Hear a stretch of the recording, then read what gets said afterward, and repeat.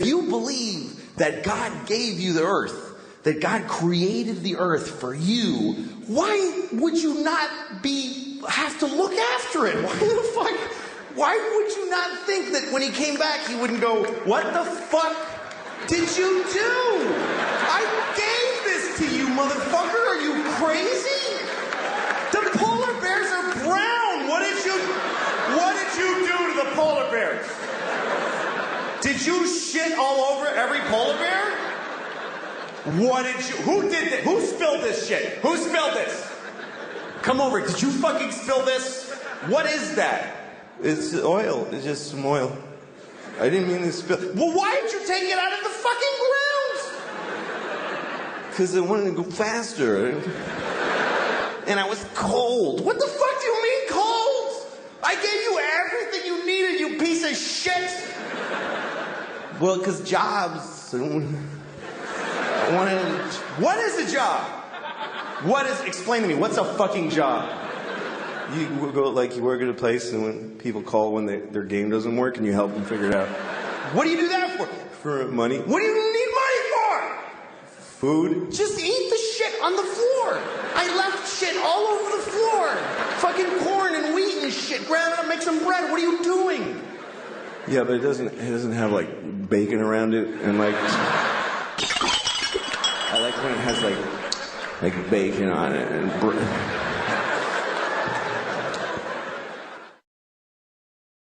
In the Jesus, like, okay, here's one. This is when he turned water into wine. This is his first miracle. This is John chapter 2, okay? Okay, and on the third day, there was a wedding in Cana of Galilee. And the mother of Jesus was there. And both Jesus was called and his disciples to the wedding. And when they wanted wine, the mother of Jesus saith unto him, they have no wine here.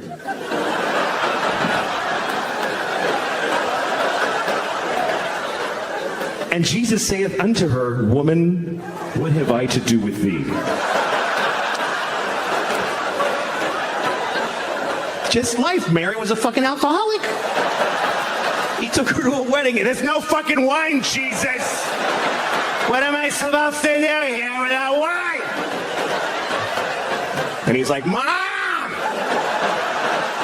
Don't!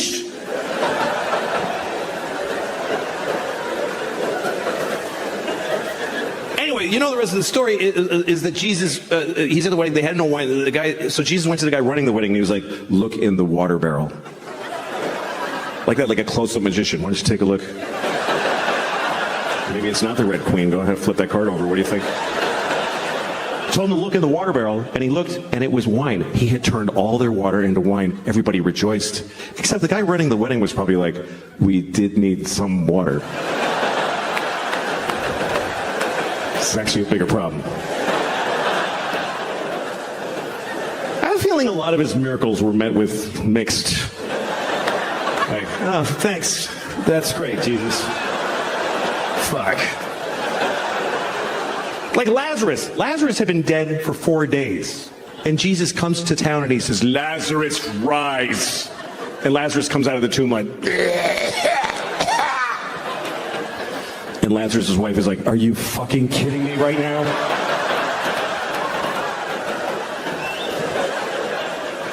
But so here's a story though I want to read to you. This story, I've never seen it in a Jesus movie. This story is not in any movies about Jesus. And it's not, I never, until I sat and read this, I never heard this story. Because it's weird. We were using the word and they were more in our lives. I swear to God they were more. They were in our culture. There was TV movies about retarded people all the time. Tonight on ABC, a retarded boy's dream. There was one, I remember with Sean Cassidy. I don't know if you remember Sean Cassidy. Some of you are too young. But Sean Cassidy, he began his career as a teen pop idol. He was a 13-year-old boy with a very hit song called Da Do Run Run. And he had feathered blonde hair and juicy lips. And he was on the cover of Teen Beat magazine. And everybody liked Sean Cassidy because he was sexy. He's a sexy boy. I thought he was sexy. I thought he was really sexy. I was 6 years old. But I already had inappropriate sex feelings for teenage boys when I was 6. I was an old soul. I was a pedophile when I was 6. I used to go up to teenage boys when I was 6, like, hey, how's it going? That kid's weird, he's got a boner. Anyway. Not anymore, I outgrew it, but no. I'm not sexually attracted to teenage boys. I'm not. But I don't not get it. I mean, I get it. I'm not like, what? Like, you can see it. Like, I was at an airport once, and I'm walking along where people walk in the airport, and there's these chairs facing the aisle, and there's this family sitting there, a mom and a dad and 2 teenage boys, and they're like just both sitting with their phones with their legs. They're wearing like these shorts. One had cutoff shorts, and one had basketball shorts, and they both just had their legs open because they don't give a fuck. Both legs just splayed, and then just smooth, you know, just very. And I saw it. Didn't do anything to me. But I kind of wanted to stop and go, hey, fellas, let's close that shit up, huh? You're not getting me, but I know you're causing a problem for somebody in this airport. Let's close it up. I did not say that. Otherwise, I wouldn't be here. Anyway, let's return to the comfortable subject of retarded people, shall we? So Sean Cassidy. Sean Cassidy was a teen singer who then grew up. He was about 18. Now he was, old and gross. Nobody wanted to fuck him. So he started to act. And he had a movie on TV called Normal People, where he played a retarded man who wants to live a normal life. It was very inspiring, actually. And at one point, he didn't do like a big retarded character. He wore thick glasses. He talked like Elmer Fudd. That was the whole thing. So he goes up to the guy who runs the group home he lives in, and he says, I want to get a job. And the guys who runs it is like, Republican conservative. So he's like, you can't get a job. You're retarded. But then there's a liberal lady who works there, and she says, of course he can get a job. He's as good as anyone. So they let him get a job as an air traffic controller or whatever was available. And then he meets a woman who's also retarded who lives at the group home. He falls in love with her. It's a very nice love story. And he says, we want to get married. And the guy says, she says, but they're in love. So they get married. And then one day he says, we want to have a baby. And the liberal lady says, no fucking way. And they just shut them down right there. And that's the end of the movie. I swear to God, that's just how it ends. And the point of the movie is just, hey, there's a limit. Like, that's, I guess, what the point of it was. And that's pretty intense. But hey, retarded people were on television. We were talking about it. We were dealing with it. And they said the word retarded about 50,000 times in the movie. Now we don't say the word, and I don't see them anywhere. I guess that's my problem with it. And also, the word is not basically a bad word. It's a medical term. But it became a bad word because it's used as an insult, really. Not towards retarded people. Nobody does that. Nobody calls retarded people retarded to insult them. What would be the point of that? It'll be like going up to a chair and saying, you're a fucking chair. Like, what are you doing? No. People use it on their friends. Like, you're at a bar, your friend's like, I don't have any more money for beer. And you're like, you're fucking retarded. Do you know that? And in that moment, no one retarded is insulted. They're not. Do you know why? Because they're not there. Because we don't include them in our lives. They're not at the bar. How many of you have a retarded drinking buddy that you hang out with? No, you take them to the zoo when they're little and then fuck them. This is what I find confusing about this thing, is that we told many generations of people that they were retarded. We told them that that's what they are, and they lived with it, and they dealt with it. And then we just decided it's a bad word. So did we tell them this? Did we go back to them and explain this to them? Listen, Nelson, I have something to tell you. You're not retarded anymore. You mean I'm cured? No. No, we're not even working on it.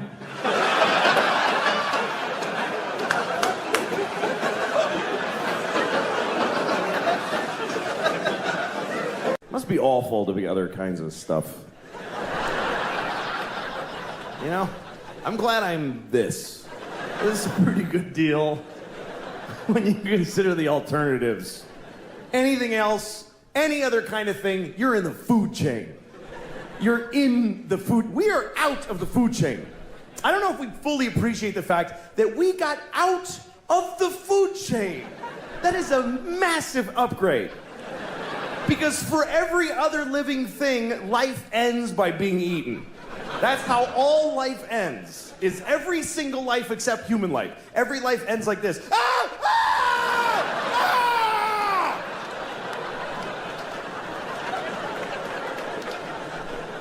We're the only ones that get to just die old in a bed. Just, I love you. Bye.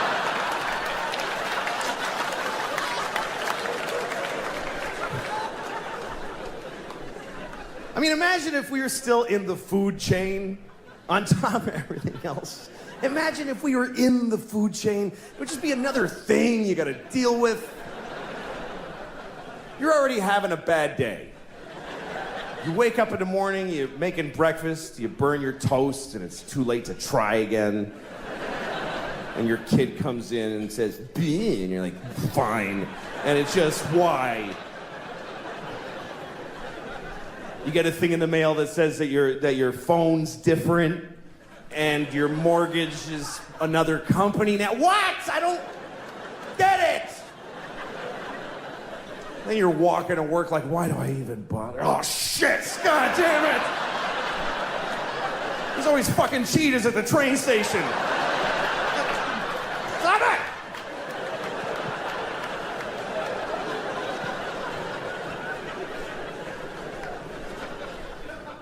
Do you think that sharks would be embarrassed if they knew that we could all see their fins sticking out of the top of the water? I think they'd be bummed, because I don't think sharks are aware of that at all. I think sharks think they're slick.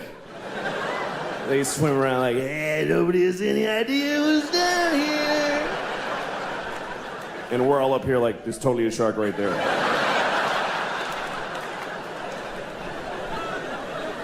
It wouldn't be fun being a predator either. If you're a predator, imagine if every time you're hungry, you gotta chase a guy who's running for his life.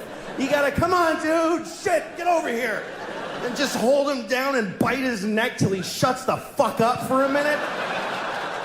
So you can just sit there and eat his stomach before you go to work.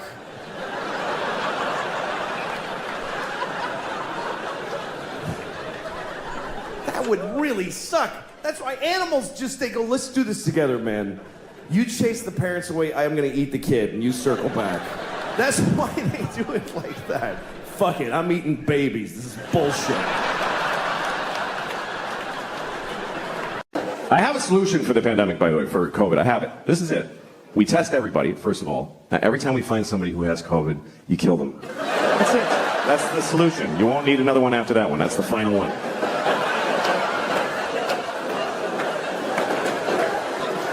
It's been pretty amazing to be alive during this thing, during COVID, because you're not going to see this again. And wow, did we learn some shit. That's really the things that teach you in life are things you never would have chosen to do for yourself. I mean, think about your life as far as it's been where you had the choices, where you're like, I'm going to do this, I'm going to pursue this. It all goes to shit, every bit of it. And even when it goes right, you're like, why don't I like it? It's what I wanted, but why don't I like it?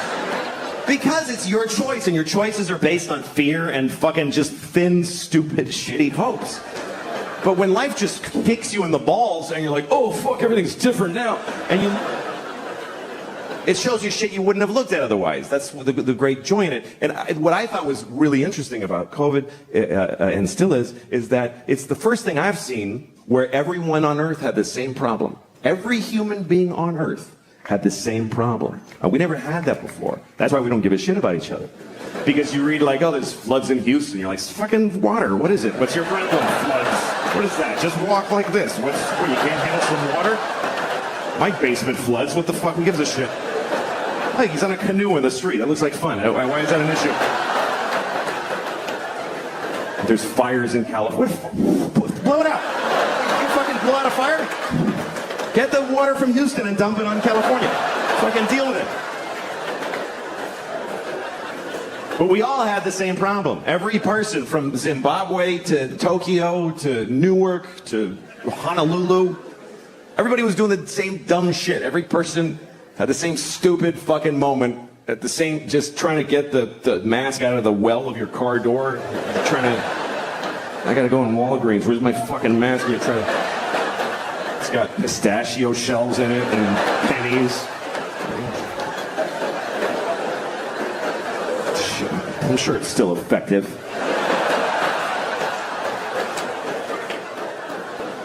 I actually like the masks because everybody looked nice. Everybody did. Because it's just their eyes. Eyes are nice. You never hear somebody say, that guy's got gross eyes. We should hide these. We should keep the masks because this is disgusting. How do we just, with no shame, look inside my face, spit at a tongue and teeth? It's fucking gross. Cover your mouth. I'd rather look at your asshole than your mouth. I really would. I'd rather stare into your asshole than glance at your mouth. Assholes aren't that bad, not to look at. We don't like to think about assholes because they're, the shit and the farts and the diarrhea. But that's a small portion of their time. You ever really look at an asshole? You ever really look?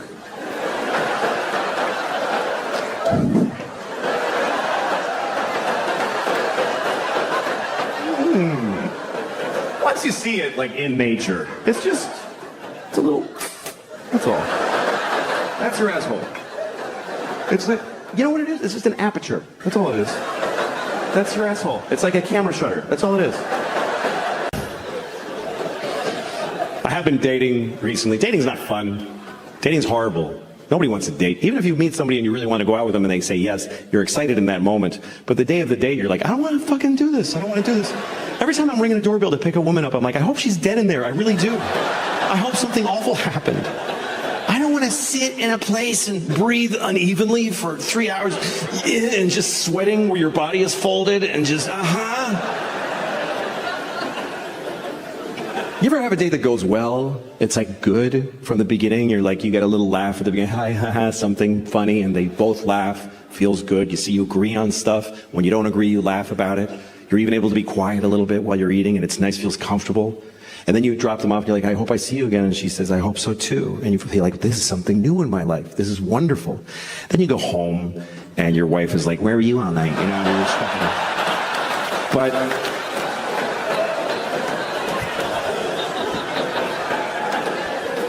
I'm older now.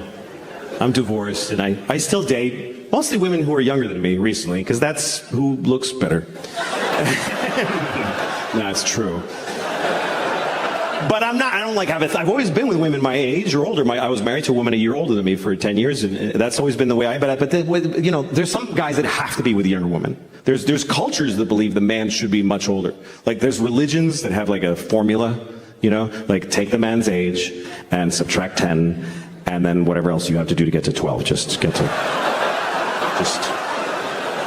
solve for 12. But I didn't suddenly get interested in younger women. What happened was I got older and they got interested in me because younger women like older guys. They just do this. The other part nobody says. I don't do anything to get younger women. I just stand there like this. And they see me and they're like, that would be so weird to fuck that old guy.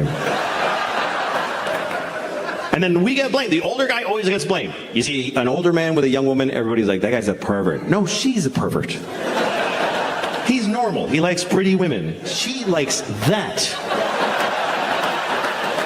What the fuck is wrong with her? And they're weird. I was having sex with this woman, and she was about 35, and we're in bed. She starts calling me daddy. I was like, please don't, young lady. Please don't do that. She said, why does it make you uncomfortable when I call you daddy during sex? Is it because you have daughters? I said, no. It makes me uncomfortable because I have a father. And I used to call him daddy when he fucked me.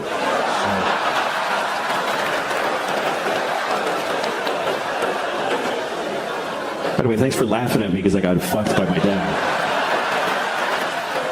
I was not laughing at the time because I was coming. Because he fucked me good. My daddy fucked me so good. It's not his fault. I made him do it. I was such a brat. I was 10. I was like, Daddy, fuck me! The poor guy, he's like, I know I'm spoiling this child, but I can't say no. Thank you very much for coming. I hope that you enjoyed the show. Thank you for coming. We get all safe. Thank you. Good night.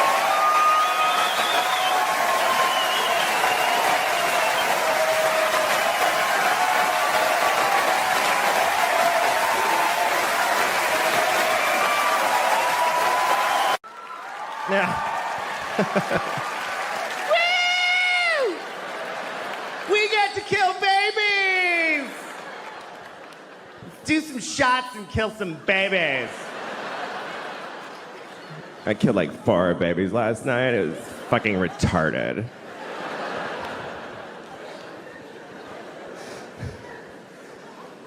I just think it has to be one or the other. You know, like when people say abortion should be legal, safe, and rare. Why rare if it should be legal? If it should be legal, it's shitting. If it should be rare, it's murdering babies. But again, women should be allowed because 2 reasons I think women should be allowed to kill babies. Number 1, I don't think life is that important. It's just not. It is not. People get too excited. Everybody has their time. Everybody has their time. I mean, not everybody. There are people out there who there's just nobody for them. Yep. People like to say things like, there's someone for everyone. Nope. Not at all true. And stop saying it because it's mean to people who never find anybody. There are millions of people out there who we've all unanimously decided they are light speed ugly and nobody kisses them on the lips even. Nobody touches their genitals their entire life. They just wash it and then they die. That's all that happens. Oh, and if you're feeling bad for them, you can go find one and fuck one tomorrow. You can just solve the problem right there. With all that kindness in your heart. Oh, well, go fuck one. Nah, I didn't think so. That's the one way we're all mean. Nobody does that. Nobody fucks down. Nobody. People fuck up or across.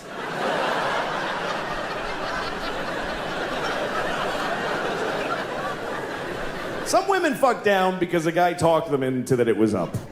Yeah, no, you should. I'm totally up, yeah, man. I was in upstate New York in a small town, and I was standing in front of a drugstore. And in the window of the drugstore, they had a wheelchair on display in the window. Is that really an impulse purchase?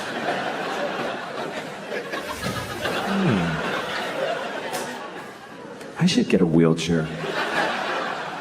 That would really help with my paralysis. Then I wouldn't have to drag myself everywhere I go, like I've been doing for 10 years since my legs were blown off at the marathon.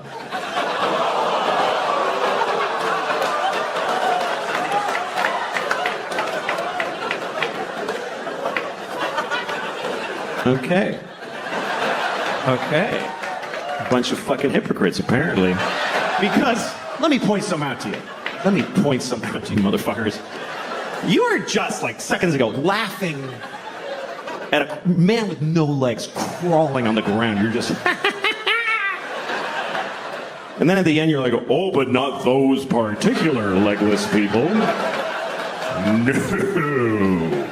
We thought you meant just some asshole with a childhood disease who deserves to be laughed at. Not one of those. No, we're laughing at all legless people equally. However you lost your legs. Ha ha ha. You haven't legs. And we've legs. I have legs. I have 2 legs. 2 fucking legs. That's the maximum amount. I fucking love having 2 legs. I fucking love it. I wouldn't like having no legs. I really don't think I would like it. I think it would suck. I think it would suck shit out of the balls of Christ. It's an old Southern expression. It's not used like it used to be. I think 2 legs is better than none. That's what I think. That's just my opinion. It's not popular. You're not supposed to say that because you're supposed to always be very positive about disabled people. But I think that puts pressure on them to be positive. What if they don't want to be? Because the only story we want to hear is about the amazing disabled people. He's amazing. He lost his legs, man. He won the leg-having contest. What about disabled people who aren't amazing? We're just ordinary with a sweatshirt and some potato chips, and he's going, fuck, I wish I had legs. No, this is better. This is better with no legs. Why is it better? Because you can do anything now. I can do 4 things. Fuck off. I just don't know that our positive, non-disabled attitude really helps. Like retarded people. We're going to talk about retarded people for 20 minutes. That's what's going to happen. We're going to discuss retarded people for 20 minutes. It's not okay to never speak of them. No, we're going to talk about them.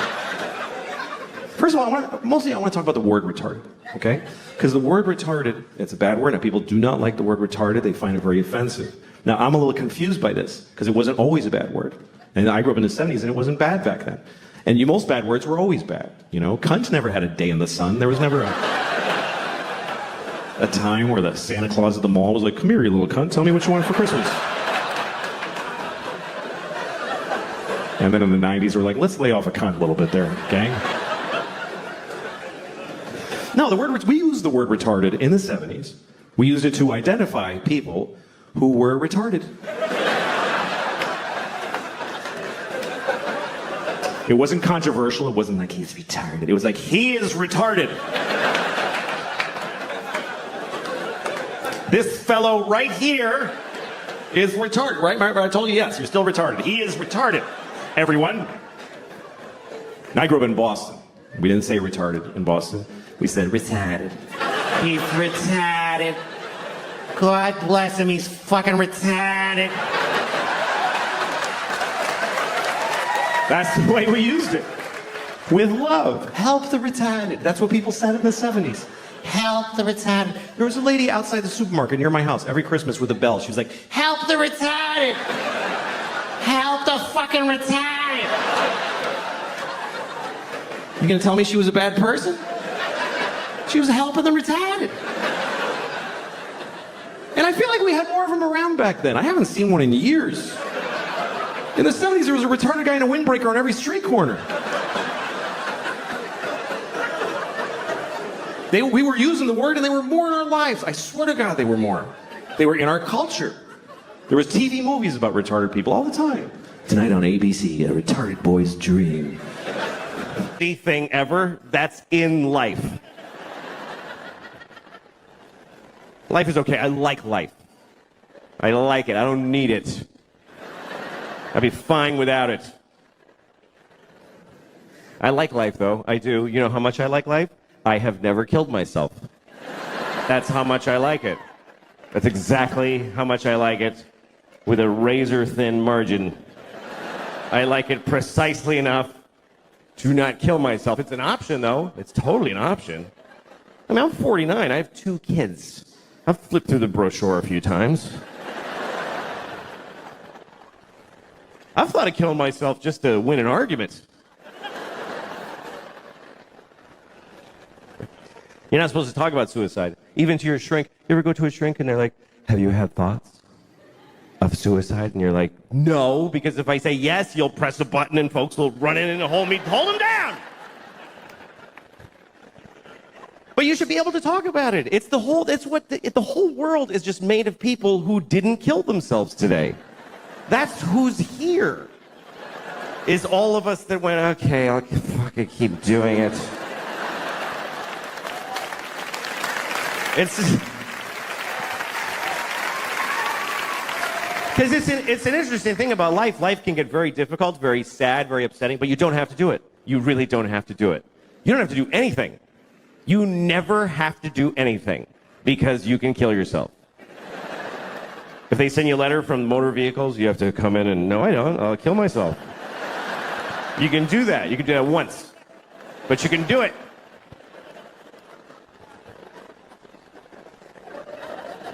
And it's interesting because even when life gets bad, people generally choose it over nothing. Even the worst versions of life, even a shitty, shitty life is worth living, apparently. Because folks are living the fuck out of them. You ever seen somebody and you're like, how did he should kill himself? Why didn't he not? That dude. You ever been driving and you look at the next car and you're like, oh shit. I wish I hadn't looked in that car. That was difficult to glance at, let alone being it. Just a guy in a tan car. Nobody chooses tan. Nobody picks tan for their car. They give you tan. Is that mine? Yeah, it's yours, fucking loser. Made it tan. They shouldn't even make tan cars. It's mean to make them. You look over, you see a guy in a tan car with just dents all over it and a garbage bag for a window.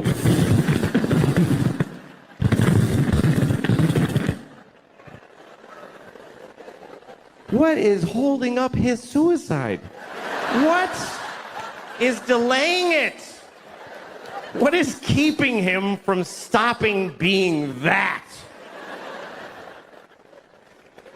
And what would it take? What would it take? What would it take? Both windows are garbage bags? Is that?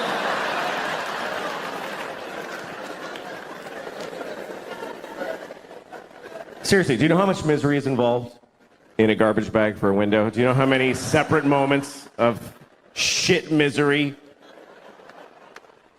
They canceled my insurance, broke my window, duct tape. Here's the truth. Running away will not solve your problems. That's totally true. But killing yourself solves all your problems. It actually does. It even solves world problems. For you. What about ISIS? Kill yourself. Then they'll never get you. Seriously, if everybody who's afraid of ISIS kills themselves right now, then ISIS loses. Because they live in a world of people that don't give a shit. We're gonna cut his head off. Okay. It's not fun now.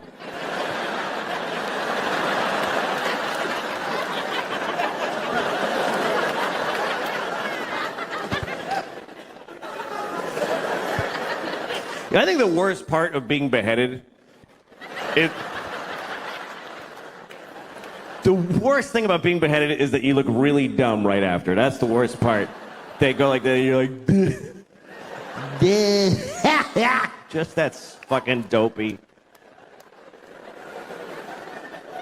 I don't think they like beheading bald people because they can't do this thing. That's the best part. They gotta go like this. It's not as cool. So just shave the top of your head and you won't have to worry about it. Our next guest is a close friend of mine from the club days, and he's one of my very own writers. He's all the way from the 9th floor. Please welcome Louis CK.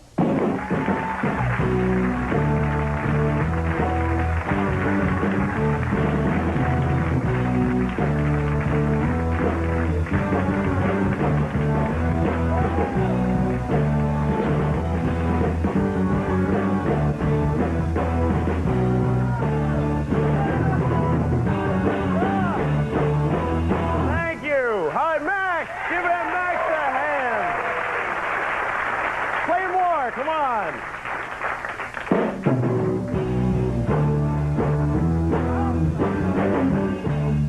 Hi, how's everybody doing? All right?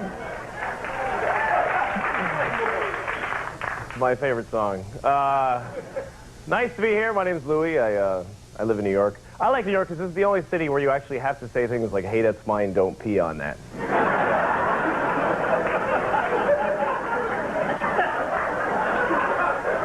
I was walking down the street today and I saw this guy on a bicycle. He was on a bike and he was about to go between a parked car and a cab. You know, it's like only that much space. And I could also see the woman in the cab was about to open the door, and he was going to get nailed, you know? And I wanted to yell something, but it was like too much to yell in too little time. Because it was happening so fast, and I couldn't yell, hey! She's going to open the door of that cab and going to get hit on the bike and go flying and get hurt. I couldn't fit it all in there. I just ended up yelling out, bad thing! And, I guess I wasn't specific enough, because he's dead. But, he's a dead guy. So, then I saw a friend of mine, right? I saw this friend of mine, and he waved to me from across the street. And I wanted to wave back, but I was eating a peach. And I had a newspaper in the other hand, you know, so I just waved the peach at him. I felt like I was going, look, I have a peach! Look what a fine peach it is! I am very fruitful indeed. You know what surprises me is how often I see people that I know in the city, because there's a lot of people here, you know. But I always see people that I know on the street. I also see a lot of people that I don't know. But I usually take that in stride, you know. But you ever see somebody that you don't know again?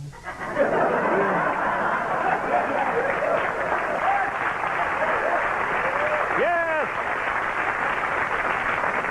You know, like somebody that's just a total stranger, but he keeps popping up once in a while. It's like God is running out of extras in the movie of your life or something. Starting to reuse people. All right, you go be the guy in the bus. But I was just a jogger. Just go, put a hat on. I don't care. Guy's a loser anyway. I never liked him. I got in a really awkward situation today, really embarrassing. You know when you tell somebody a story, then a week later you tell them the same story again because you forgot, and by this time you've added a bunch of lies to it, and sometimes they have to lie, you know? Like when you're telling somebody a story and halfway through you realize that it sucks, you know? It's not interesting, and you have to throw in like a midget on fire or something to make it. But you have to be careful. Like the other day I was telling this guy a funny story about something that happened to me, and it was a true story, but it didn't really happen to me. It happened to somebody else. I was just lying and saying it was me. And all of a sudden I realized that I was talking to the guy that it happened to. I was like, that wasn't you, that was me. What is wrong with you? Oh, I thought that happened to me.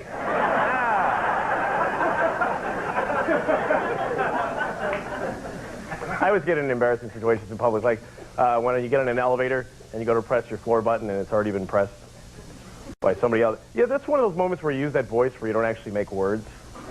You know, in public you go, nice to meet you. Nice to meet you. Or like when you look at your watch, not because you want to, you're just looking at it to just look at it, you know, because you feel awkward around people. You just want to look like you're doing something, so you look at your watch. Then you put your arm down, somebody asks you what time it is, you have no idea. I don't know. I didn't read it, I just looked at it. So I'm going to do some impressions for you now. This first one, this is my impression of a very paranoid guy calling a woman for a date. A very paranoid guy calling a woman for a date. Hello, Lisa? Want to go to a movie? All right, 10 o'clock. Meet me at the theater, and no cops.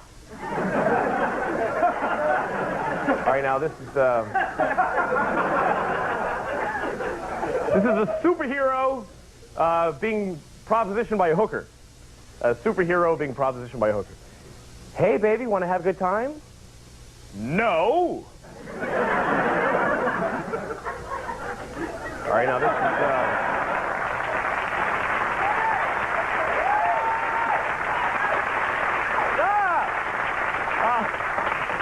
all right, this is... okay. This is a good time to be doing this. You ever wear a bathing suit because you ran out of clean underwear? All right. Anyway, I'm running out of time. I got to do this really quick.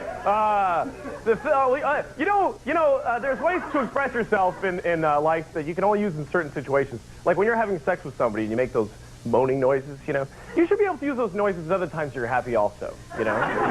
Like say you're at a job interview, and it's a really good job. And at the end of it, the guy goes, well, I'm very happy with your resume, and you're interesting, and I'd be glad to hire you. I'll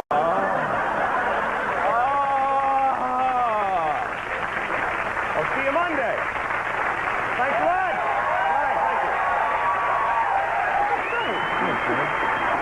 CK. We'll be right back.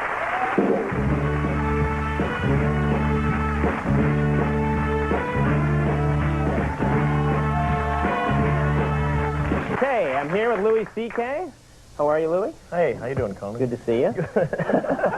Hey, Conan, how are you? That's more like it. Okay. We need pep on this show. How are you? How was your Columbus Day? Was it fun? Good. I went down to the village. They had a big festival. I like going to, things where there's a big outdoor area with lots of people. I just like stand. If you stand in a big crowd of people, you could just stand there and go, Jimmy! Billy! And nobody even looks at you, And I went, they had those games where you try to win the stuffed dog, and you end up paying like $200 for like an $8. I won these 2 giant stuffed dogs, and I was by myself, So I'm walking around with these things. I felt stupid, except for when I was at the festival, I was like the hero of everybody around me, So I was going, Jesus, look at that guy.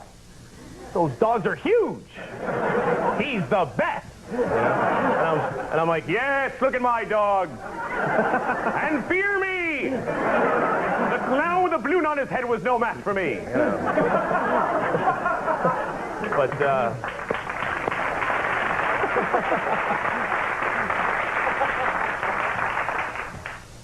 but then when you get farther away from the festival, people start going, what's with the idiot with the giant dog? You lose your credibility. You should have brought them on the show. I would have. I think the whole audience would have been impressed. Well, I got in a big fight with the giant dogs. They have an attitude, Yes, that can happen. All right, well, I'm afraid we're out of time. Louis, thank you very much. Ladies and gentlemen, Louis CK, thank you very much. And where are you going to be really quickly? Comic strip in New York City. All right, I also want to thank Mimi Rogers for being here. Thank you very much.